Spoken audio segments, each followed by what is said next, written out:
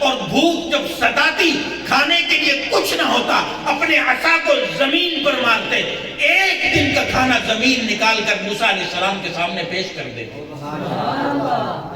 حضرت موسیٰ علیہ السلام کو جب پیاس لگتی، پانی کی طلب ہوتی، اپنے عصا کو زمین میں گاڑ دیتے، پانی ابلنا شروع ہوتا، پی لیتے، جب عصا کو نکالتے تو پانی رک جاتا۔ موسیٰ علیہ السلام کو اللہ نے یہ معجزہ عطا فرمایا تھا کہ موسیٰ علیہ السلام چلے جا رہے ہیں، دل چاہا امرود کھاؤں، آم کھاؤں، سیب کھاؤں، انار کھاؤں، انگور کھاؤں، پھل فروٹ کا دل چاہتا ہے، جبکہ بیابان ہے، جنگل ہے، پہاڑ ہے، کوئی پھل فروٹ نہیں ہے، اپنے اس عصا کو زمین میں گاڑ دیتے، وہ درخت بن جاتا، ٹہنیاں بنتی، پھل فروٹ اس میں پیدا ہو جاتا اور موسیٰ علیہ السلام پھل فروٹ کھا لیتے۔ موسیٰ علیہ السلام کو اللہ نے عصا کا جو معجزہ عطا فرمایا تھا، موسیٰ علیہ السلام کا جو عصا تھا وہ دو، جیسے ایک لکڑی ہوتی ہے اس کے دو منہ تھے، جب کبھی کہیں جا رہے ہیں اور کنواں موجود ہے، ڈول نہیں ہے، پانی نکالنے کے لیے اپنے اس عصا کو اس کنویں میں لٹکاتے تو وہ عصا لمبا ہو جاتا اور ڈول نما ہو جاتا اور اس سے پانی نکال کر وضو فرماتے اور اپنی نماز پڑھ لیتے۔ موسیٰ علیہ السلام اکیلے کہیں جا رہے ہیں، اللہ نے موسیٰ علیہ السلام کو عصا کا جو معجزہ عطا فرمایا تھا اور سامنے سے دشمن آ گیا، اب وہ عصا جو ہے موسیٰ علیہ السلام کے ساتھ چلا جا رہا ہے لیکن دشمن آ رہا ہے تو دشمن سے وہ عصا لڑنا شروع ہو جاتا تھا۔ موسیٰ علیہ السلام کو اللہ محفوظ فرما دیتے تھے۔ اب موسیٰ علیہ السلام جا رہے، رات ہو گئی، اندھیری ہے، نظر کچھ نہیں آ رہا، میں اور آپ جیب سے ٹارچ نکالتے ہیں، موسیٰ علیہ السلام کا وہ عصا ٹارچ کا کام دیتا تھا، اس سے روشنی نکلتی تھی، موسیٰ علیہ السلام اپنے راستے پر اپنے گھر تشریف لے جاتے تھے۔ حضرت صالح علیہ السلام کو اللہ نے اونٹنی کا معجزہ عطا فرمایا تھا، گابن اونٹنی سامنے پہاڑ سے نکلی اور نکل کر اس نے بچہ جنم دے دیا۔ سلیمان علیہ السلام کو اللہ نے ہواؤں پر، پرندوں پر، جنات پر حکومت عطا فرمائی تھی، 1 مہینے کا سفر ہوا موسیٰ علیہ السلام کے تخت کا 1 دن میں طے کروا دیتی تھی۔ حضرت داؤد علیہ السلام کو اللہ نے لوہے کا معجزہ عطا کیا تھا کہ لوہا جب ہاتھ میں لیتے تھے، جس طرح چاہتے، جیسے ہمارے ہاتھ میں ربڑ آ جائے، جس طرح چاہے ہم اسے پھیر لیں تو لوہا کو اسی طرح کر لیتے تھے۔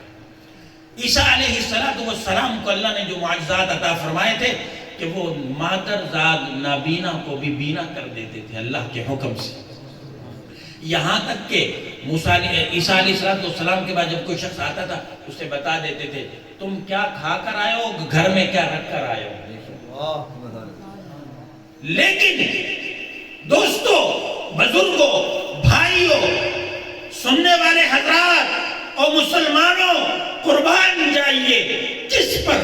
اپنے آقا محمد الرسول اللہ صلی اللہ علیہ وسلم پر کہ اللہ نے آپ کو وہ معجزہ عطا فرمایا، قرآن کریم کا علمی معجزہ۔ آج موسیٰ علیہ السلام کا عصا آ جائے، وہ اژدہا نہیں بنے گا، وہ درخت نہیں بنے گا، اس سے پانی نہیں نکلے گا، اس سے کھانا نہیں نکلے گا، اس سے جو ہے کنویں سے پانی نہیں نکال سکیں گے، اس سے روشنی نہیں ہوگی۔ لیکن میرے اور آپ کے نبی کو اللہ نے جو معجزہ عطا فرمایا، قیامت کی صبح تک نہ زبر چینج ہوگی نہ زیر تبدیل ہوگی۔ حضرت مولانا ابو الحسن علی ندوی میاں رحمت اللہ علیہ فرمایا کرتے تھے، قرآن کریم کی ایک ایک آیت معجزہ ہے، ایک ایک سورت معجزہ ہے کہ نہیں ہے؟ یہ قرآن کریم کا اعجاز ہے۔ میرے دوستو، بزرگوں، بھائیوں، ایک قرآن کریم یہ ہے، ایک قرآن کریم وہ ہے۔ یہ جو قرآن کریم ہے، میں اس پر دیکھتا ہوں کہ غلاف چڑھا ہوا ہے۔ کیا چڑھا ہوا ہے؟ غلاف چڑھا ہوا ہے۔ اور ہم اپنی زبان میں کہیں گے کہ قرآن مجید نے لباس پہنا ہوا ہے۔ قرآن مجید نے لباس پہنا ہوا ہے۔ ایک یہ لباس ہے، مجھے علماء نے بتایا، مجھے فقہاء نے بتایا، مجھے قاری صاحب نے بتایا، مجھے لوگوں نے بتایا، مجھے معاشرے نے بتایا، مجھے آپ نے بتایا کہ قرآن کریم پر جو یہ پاک ہے. یہ کیا ہے؟ پاک ہے. ایک اور آواز آئی ہن لباس لکم وانتم لباس لہن. قرآن کریم پر جو خلاف ہے یہ قرآن کریم کا لباس ہے، یہ بھی پاک ہے. ہن لباس لکم وانتم لباس لہن. محمد رسول اللہ کا لباس سیدہ طیبہ طاہرہ منزہ مقدسہ اما عائشہ ہے، وہ بھی لباس ہے، وہ بھی پاک ہے. پاک ہے کہ نہیں ہے؟ پاک ہے کہ نہیں ہے؟ قرآن کریم کا جو لباس ہے وہ پاک ہے.